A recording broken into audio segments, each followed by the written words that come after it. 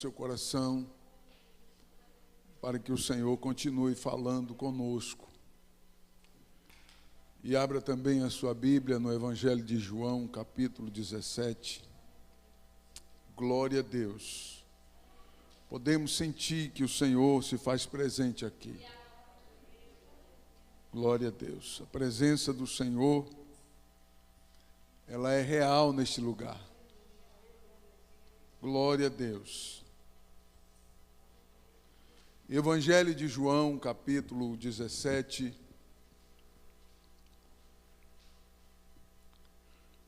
Vamos ler a partir do primeiro versículo, é a oração de despedida de Jesus.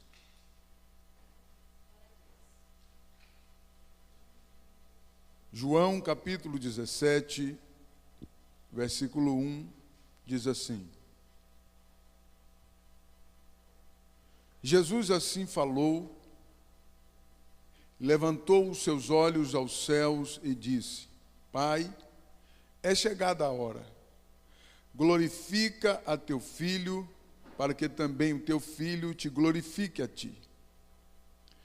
Assim como lhe deste poder sobre toda a carne, para que dê a vida eterna a todos quantos lhe deste. E a vida eterna é esta, que te conheçam a ti só, por único Deus verdadeiro, e a Jesus Cristo, a quem enviaste. Eu glorifiquei-te na terra, tendo consumado a obra que me deste a fazer. Agora glorifica-me tu, ó Pai, junto a ti mesmo, com aquela glória que tinha contigo antes que o mundo existisse. Manifestei o teu nome aos homens que do mundo me destes, eram teus e tu me deste, e guardaram a tua palavra. Agora já tens conhecido que tudo quanto me deste provém de ti, porque lhes dei as palavras que tu me destes, e eles as receberam, e têm verdadeiramente conhecido que saí de ti, e creram que me ouvistes. Creram que me enviastes. Eu rogo por eles, não rogo pelo mundo, mas por aqueles que me destes, porque são teus. E todas as minhas coisas são tuas, e as tuas coisas são minhas, e neles sou glorificado.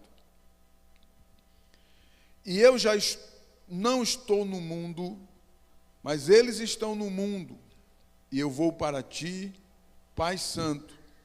Guarda em teu nome aqueles que me destes, para que sejam um, assim como nós. Amém? Até aqui, a leitura foi um pouco extensa, mas apenas com um sentido pedagógico, para que você possa entender com mais profundidade. Glória a Deus. Abra o seu coração para que o Senhor continue falando conosco, porque Ele é bom, a sua bondade, a sua misericórdia dura para sempre. Glória a Deus.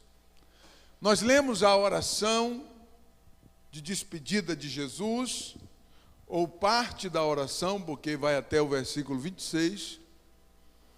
A oração de Jesus se divide em 3 partes. Quantas partes?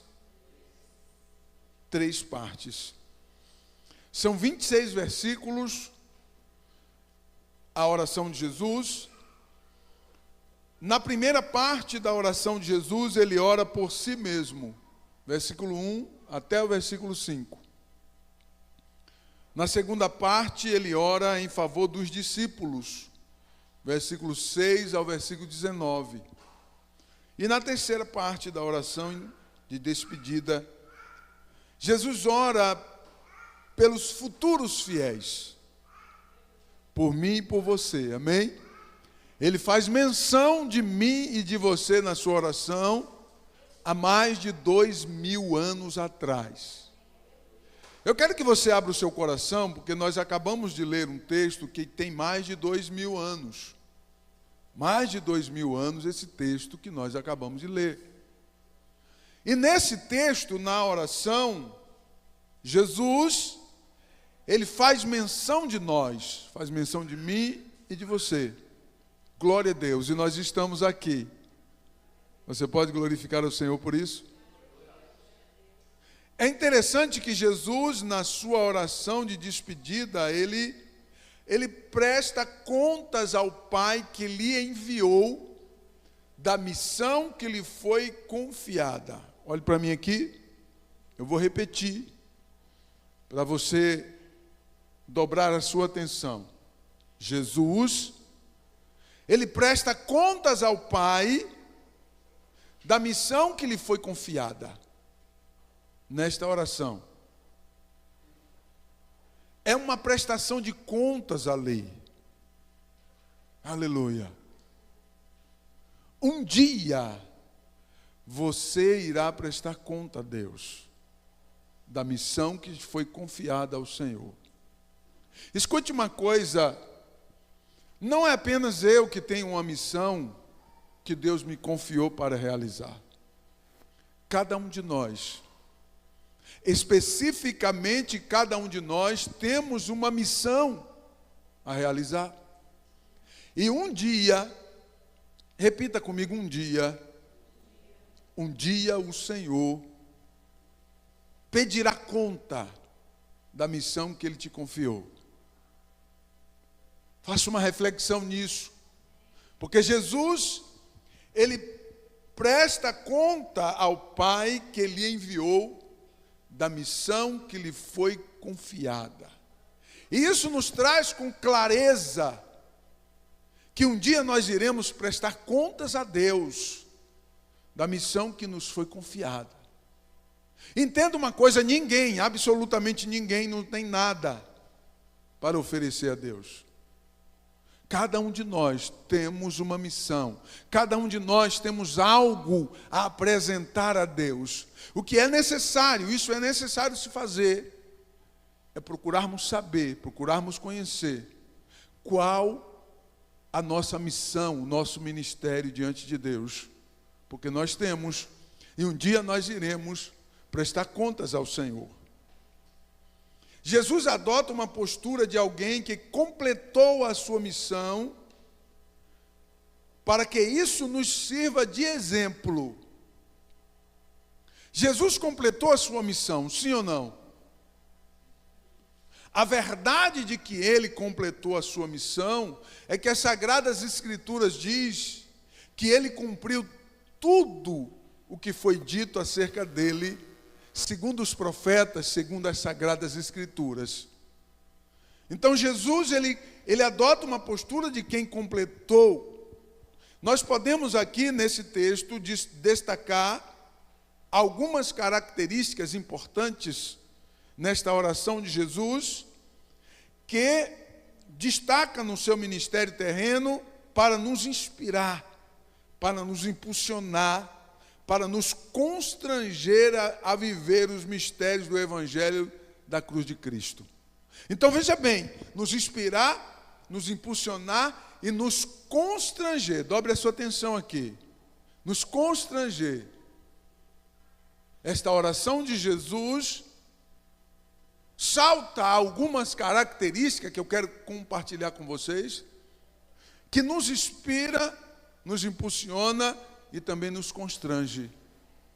E este constrangimento que a palavra de Deus nos traz, eu quero trazer com muito temor a Deus nesta noite e amor à alma de cada um de vocês, para que você possa se imaginar diante de Deus fazendo a sua prestação de contas. Você se imaginar diante do Senhor fazendo a sua prestação de contas. Quem aqui sabe se o dia de amanhã você vai acordar? Nenhum de nós sabemos. Por isso que nós precisamos entender que o projeto de Deus para com as nossas vidas, ele está em pauta, amém? Ele está ativo. E nós não podemos andar vacilantes acerca disso. O ministério de Jesus, ele completou a sua missão. E isso deve nos constranger, nos impulsionar e nos incentivar que nós também precisamos completar a nossa missão. Aleluia. Glória a Deus. Algumas características, apenas no versículo 1, que eu quero destacar para vocês aqui. Na oração de Jesus, no versículo 1 nós encontramos que Jesus tinha convicção da sua missão. Olha o que ele diz no versículo 1. E levantou os seus olhos ao céu e disse: Pai, é chegada a hora, glorifica teu filho, para que também o teu filho te glorifique a ti. Então perceba essa convicção de Jesus. Pai, é chegada a hora.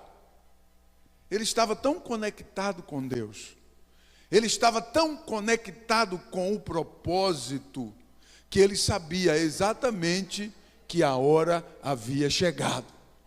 Glória a Deus. Então perceba que essa conexão de Jesus deve nos constranger a entender. Você precisa estar conectado com Deus para entender a vontade de Deus para contigo. Nós precisamos estar conectados. Eu sei disso, eu sei que o mundo nos distrai. O mundo pode nos distrair. E o mundo faz isso o tempo todo, nos distrai. Então esse momento de culto é um momento importante, em que você tem que ficar atento, porque Deus fala com a sua igreja. Aleluia. E Deus fala com a sua igreja através da sua palavra. Aleluia. Através da sua palavra. Então Jesus tinha convicção da sua missão. E ele fala isso aqui no versículo 1. O que é convicção? Convicção é a opinião obstinada de alguma coisa. A opinião obstinada de alguma coisa. Quando se trata de fé, dobre a sua atenção, nós precisamos ter uma convicção obstinada da nossa fé. Porque se você não tiver uma convicção obstinada, alguma coisa pode colocar dúvida. Lembra de Eva, que a pastora citou? Ou você tem uma convicção obstinada de quem é você, de quem te chamou, da tua missão, ou você vai ser iludido, é capaz de ser iludido por alguma coisa. Então Jesus, ele tinha convicção. Convicção é a opinião obstinada de alguma coisa. Convicção é a certeza. Convicção é o convencimento. Convicção é a crença por motivos particulares. Motivos particulares. Grave essa palavra, porque eu vou citar por algumas vezes. Motivos particulares. Por que você serve a Deus? Porque eu tenho motivos particulares para servir a Deus. Por que você estuda a Bíblia? Porque eu tenho motivos particulares para estudar a Bíblia. Por que eu venho à igreja? Porque eu tenho motivos particulares para vir à igreja. Algo arde em mim, algo arde no meu coração. O Espírito de Deus tem acesso à minha vida. Ele fala comigo, ele se move em mim, ele se move dentro de mim, porque ele disse que aquele que me aceitar, eu entrarei e cearei com ele, e ele comigo, eu farei morada nele. Bendito seja o Senhor que vive para sempre. Então esses motivos particulares, essa convicção obstinada, essa certeza obstinada de que Deus está comigo, é o que me move. É o que me move a estar envolvido com o mundo, porque eu trabalho, eu faço as minhas correrias, eu busco os meus objetivos, mas o meu foco está nos céus. Jesus virá e não tardará. Eu não posso perder esse foco. Então essa convicção é sinônimo de certeza. Convicção é sinônimo de certeza. Você tem certeza? Você tem certeza dessa certeza? Preste atenção aqui, porque a convicção que Jesus tinha concede importância à sua missão. Veja bem, se a convicção não existisse, Jesus não conseguiria ver o brilho na sua missão. Mas por conta da convicção, ele conseguia enxergar a importância na sua missão. Você entende o que eu digo? Então, se não há convicção, pelo amor de Deus, corra atrás da convicção hoje. Porque a convicção vai te impulsionar. A convicção vai abrir os teus olhos. A convicção vai fazer os teus olhos brilhar por estar na casa de Deus, por agir em favor da obra de Deus, em favor do reino de Deus. A convicção te trará isso. A convicção vai fazer a obra de Deus se tornar algo lindo e maravilhoso. A convicção vai fazer você olhar para a igreja e ver um ambiente que te traga paz. A convicção vai fazer você olhar para a igreja e ver um ambiente que te traz segurança. Aleluia. Glória a Deus. Bendito seja o Senhor que vive para sempre.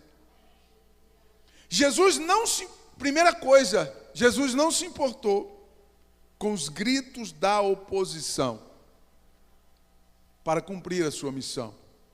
Escute uma coisa aqui. Jesus tinha convicção de sua missão. E a sua missão foi fácil? A missão de Jesus foi fácil? Foi tudo bom? Todo dia tinha churrasco, com contrafilé, e água mineral com limão? Era assim? Não. O ministério de Jesus e a missão de Jesus foi extremamente confrontadora. Muitas vozes da oposição se manifestaram ali, mas Jesus, ele não se importou com as vozes da oposição, por quê? Porque ele tinha convicção com motivos particulares. Aleluia. Então, quando você tem uma convicção por motivos particulares, sabe o que é um motivo particular? É algo que é seu. Não é de alguém que você conhece, não, é seu, é inteiramente seu. Você sabe quem te chamou. Você tem convicção de quem te chamou. Você sabe quem é você em Deus. Então, ainda que as vozes da oposição soem em seus ouvidos, você não vai dar ênfase a essas vozes. Glória a Deus. Porque existe uma convicção que é muito maior do que essas vozes da oposição, que te faz te manter na presença de Deus, a serviço do reino de Deus. Aleluia. Glórias ao nome do Senhor. Como isso é importante. E a primeira coisa que eu quero destacar é justamente isso. As vozes da oposição não fizeram Jesus parar a sua missão. Segunda coisa, ele não ficou preso aos traumas humanos para cumprir a sua missão. Por que traumas humanos, pastor Luciano? Tentaram matá-lo quando ele ainda estava pequenininho. Lembra disso? Lembra que tentaram matar? Jesus estava no ventre e já ouvia os rumores que queriam tirar a vida. Ouvia os rumores e ele estava ainda no ventre. Mas ele estava ainda no ventre, pastor, é? Meu Deus. Escute uma coisa aqui. Segundo a ciência chamada embriologia, que estuda todas as fases do desenvolvimento embrionário, como fecundação, a formação do zigoto, até a forma completa do organismo, explica que a criança, mesmo no ventre, participa inteiramente do que está fora do ventre. Preste atenção aqui. A criança está no ventre da mãe e ela escuta. Ela participa do que está acontecendo ao redor? Sim. Ei, 2025, queridos. A gente tem informação hoje. Eu sei que tem muita gente desinformada, mas a gente tem informação hoje, tá? E os traumas da sua infância não fez Jesus parar a sua missão. Isso é interessante. Não fez ele parar a sua missão. A ciência afirma que ele poderia sofrer traumas ou trazer traumas da sua infância para a vida adulta. Mas ele não parou por conta dos traumas humanos.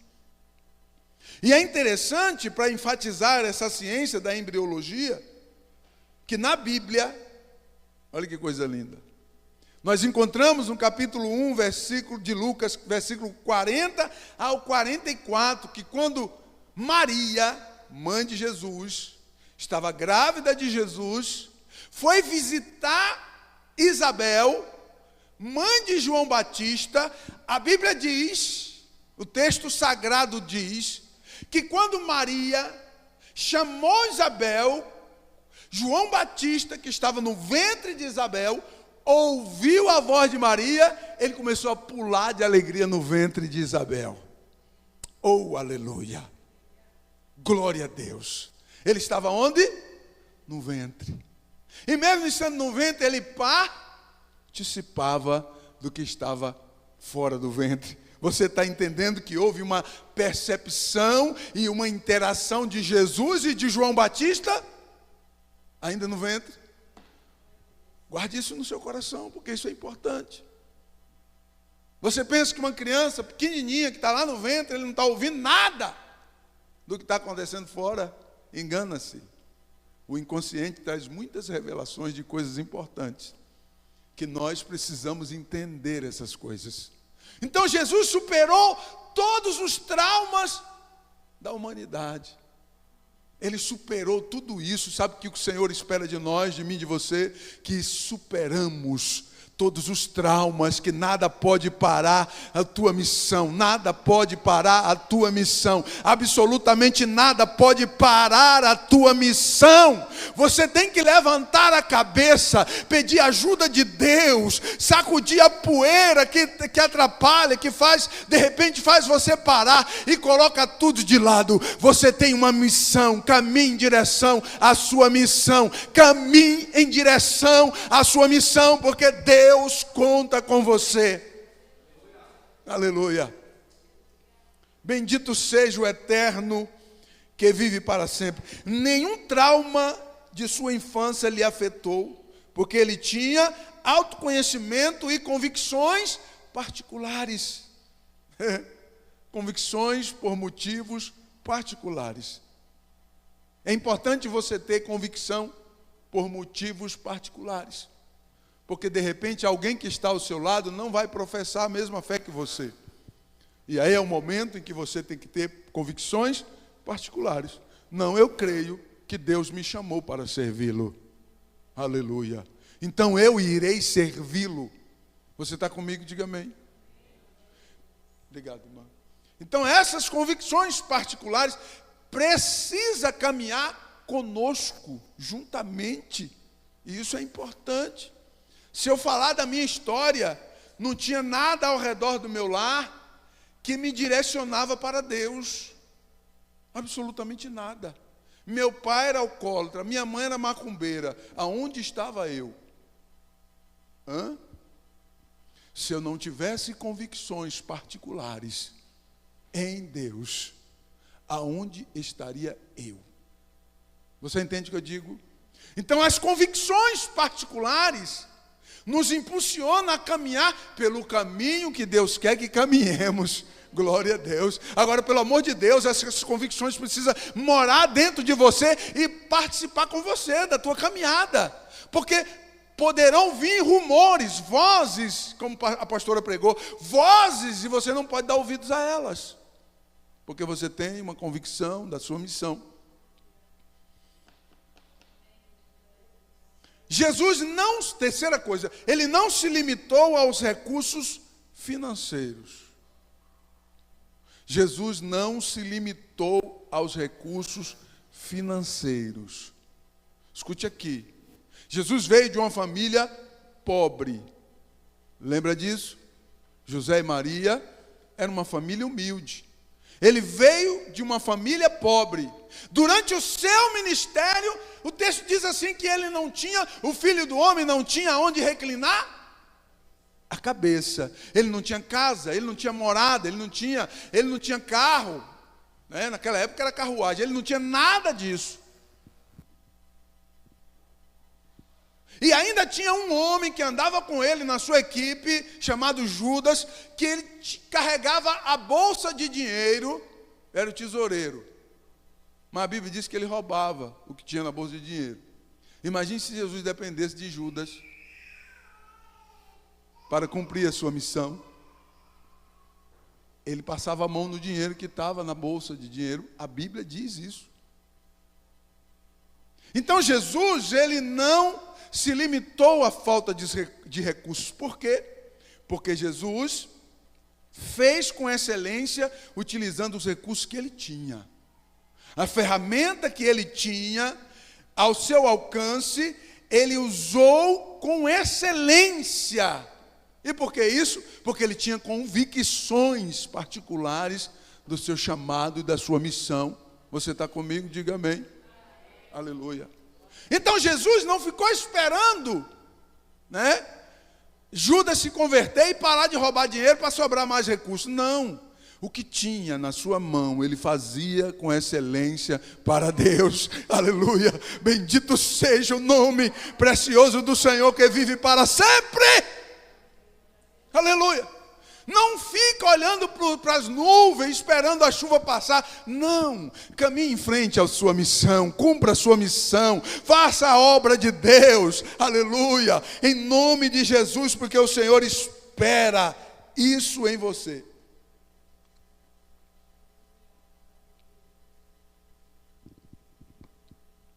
Quarta coisa, Jesus não teve a sua própria vida por prioridade. Olha que coisa interessante que nós encontramos aqui. Ele não teve a sua própria vida por prioridade. Antes ele a entregou para que se cumprisse a vontade do Pai.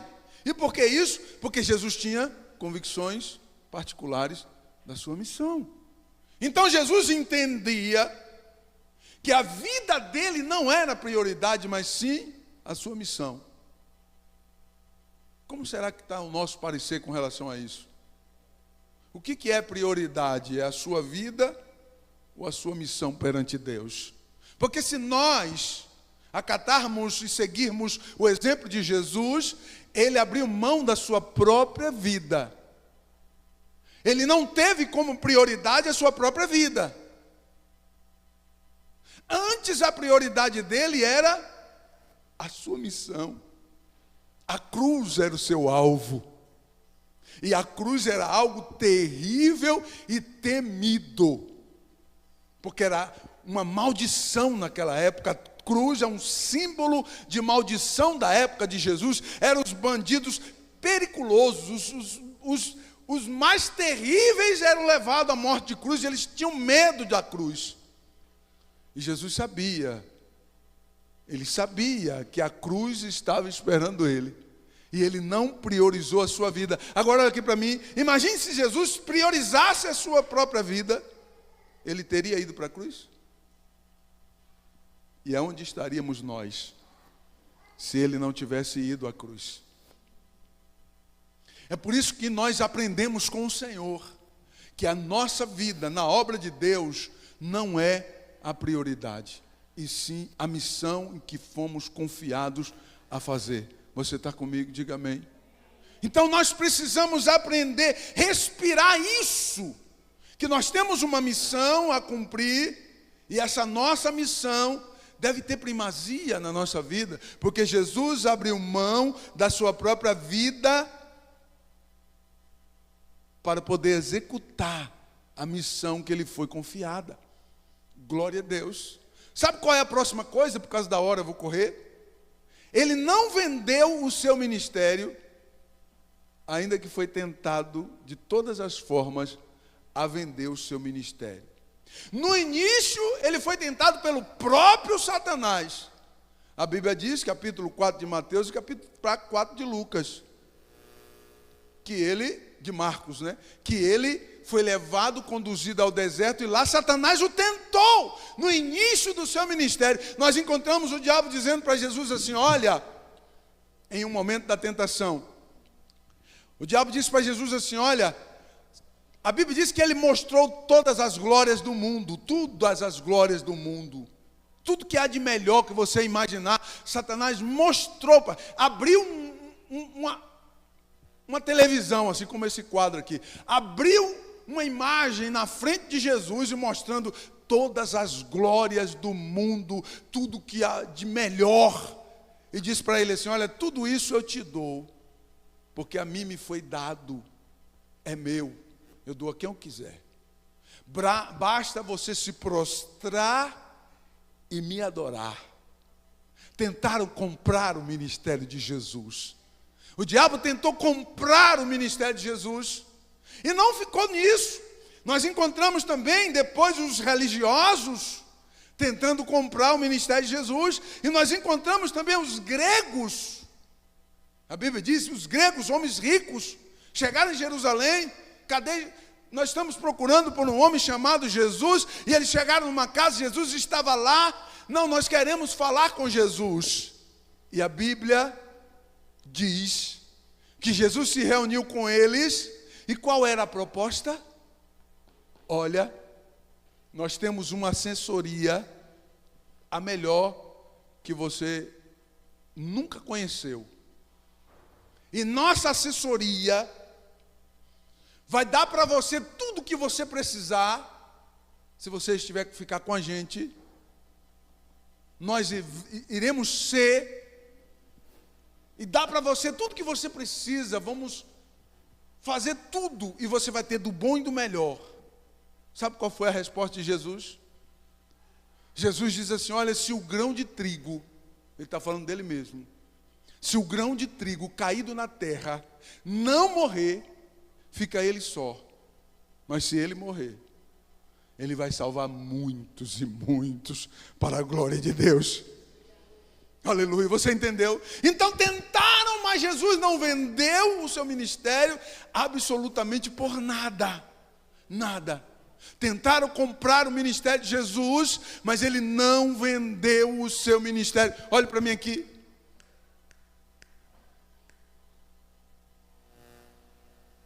Você vendeu o seu ministério ou não? Você ainda está focado na sua missão? Porque assim como o diabo tentou comprar o ministério de Jesus, ele continua trabalhando hoje, tentando comprar o meu ministério, o seu ministério, o nosso ministério. E nós aprendemos com Jesus que nós temos convicções particulares. Aleluia. E esse motivo particular é que me faz me manter firme e não vender o meu ministério de maneira nenhuma. Bendito seja o nome do Senhor que vive para sempre. Não venda o seu ministério por nada.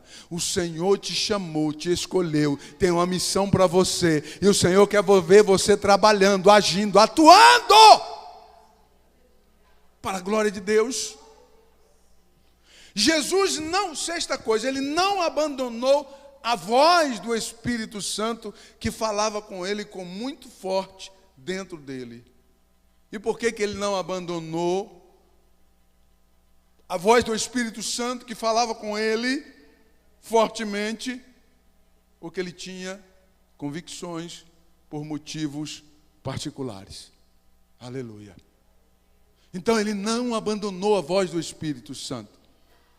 O Espírito Santo, ele não fala somente com Jesus.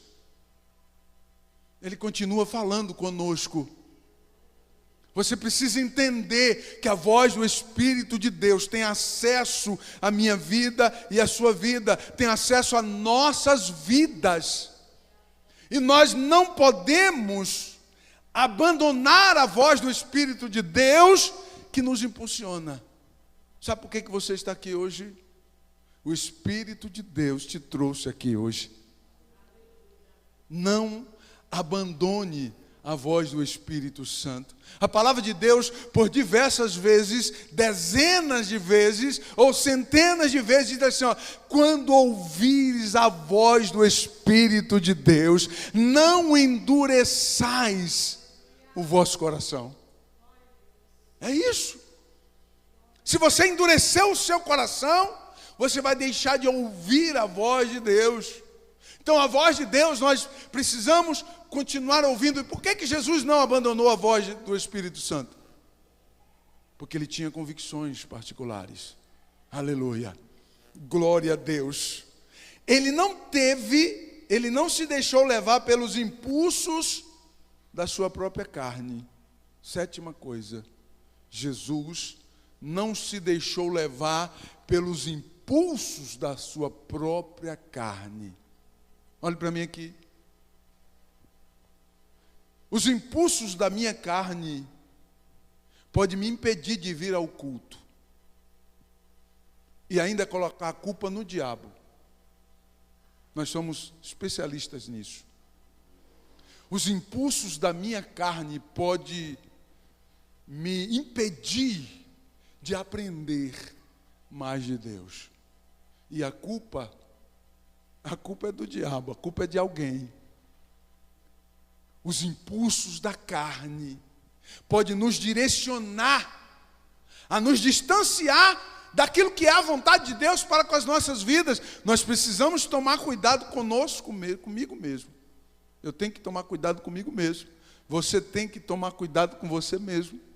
Porque Jesus, ele não deixou levar pelos impulsos da sua carne. Lembra? Tiago diz que Jesus em tudo foi tentado. Em tudo foi tentado. Isso mostra o quê? O lado humano de Jesus. O lado humano, o lado frágil. O lado fundamental que faz com que eu e você dobremos a nossa atenção nessa palavra. Porque o impulso da minha carne, ela promove coisas que me faz sentir, que me faz ver, que me faz observar, que mexe com as minhas emoções. E se você não tomar cuidado, você vai se deixar levar por impulso da carne. E a Bíblia diz o quê? Dobre a sua atenção aqui. Que a carne não agrada a Deus. Eu vou falar de novo, isso é bíblico. Essa é uma igreja bíblica que prega a palavra de Deus. A Bíblia diz que a carne não agrada a Deus. A carne agrada a quem? A si mesmo. A carne é o personagem mais egoísta da tua história e você precisa conviver com ele. Veja que miséria. Não se escandalize comigo. A carne é o personagem mais egoísta que existe e você precisa caminhar com ele. Não dá para separar. Um dia nós teremos o nosso corpo transformado. Você tem essa esperança? Você acredita nisso? A Bíblia diz, 1 Coríntios capítulo 15, que isto que é mortal, carne, corpo, será revestido da imortalidade, corpo glorioso, diz a Bíblia, semelhante ao corpo do Senhor, semelhante a anjos de Deus. Mas até que isso venha a acontecer, que será no arrebatamento da igreja, você precisa tomar cuidado com os impulsos da sua carne. Os impulsos da sua carne é o seu lado carnal que você não consegue viver sem ele. Sabe aqueles pensamentos doidos, atrapalhados, que vem na mente? E de repente, quem sabe você acha que vem só na sua mente? E se eu disser para você que na minha também vem? E se eu disser para você que nenhum de nós está livre desses pensamentos? Os impulsos da minha carne, da nossa carne, são coisas que podem tirar a nossa atenção do foco da nossa missão. E a convicção, por motivos particulares, é que nos mantém de pé diante de Deus, com a consciência limpa, com o sentimento firmado, com uma consciência sóbria de que Deus chamou você e tem uma obra com você. Aleluia! Bendito seja Deus que vive para sempre. Ele não se deixou levar. Última coisa. Jesus não viu outra opção a não ser a sua missão. Como é interessante isso. Jesus não via outra opção a não ser a sua missão. Mas perceba, tinha muita coisa ao redor de Jesus. O mundo da sua época não era o mundo da pedra. Não era o período da pedra. Não, era um mundo civilizado. Amém? Tinha os haréns da vida. Tinha ou não tinha? Tinha as raves da vida. Rave é coisa antiga, 1100 a.C. Estude para você ver. Rave não é coisa de hoje. Lógico, a tecnologia melhorou o padrão, né? Mas tinha as raves. Festas que duravam 7 dias. A extrema da lascívia e da corrupção. Na época de Jesus, era abarrotado, igual o cabaré que você viu quando estava vindo para a igreja. Está lotado de gente. Cabaré é linguagem baiana, né? Você é baiano que sabe o que é isso. Mas veja bem, Jesus não via outra opção, e tinha muitas opções, eu dei apenas umas. Não é só na nossa época que tem muita opção. Jesus tinha muitas opções, mas ele só enxergava uma. Aleluia. Porque ele tinha convicções da sua missão. Aleluia. Fique de pé, por favor, em nome de Jesus. Glória a Deus. Muitas opções o mundo traz, o mundo faz transparecer, o mundo faz aparecer diante dos seus olhos e dos meus olhos. O que me faz recusar de tudo isso, o que me mantém de pé, é a minha convicção. Convicção diante do Todo-Poderoso. Aleluia. Guarde essa palavra no seu coração e não esqueça ela, em nome de Jesus. Amém? E vá para a sua casa pensando, analisando sobre a tua vida, a tua missão, porque Deus te deu uma missão para fazer. E o Senhor, nesta noite, o Espírito de Deus está cobrando de você. Olha a cobrança de Deus aí. Deus está cobrando de você, dizendo: olha, você tem uma missão a executar. Não seja negligente a missão que você tem a executar. Em nome de Jesus. Glória a Deus. Eu quero orar por você. Aleluia. Dobre a sua cabeça.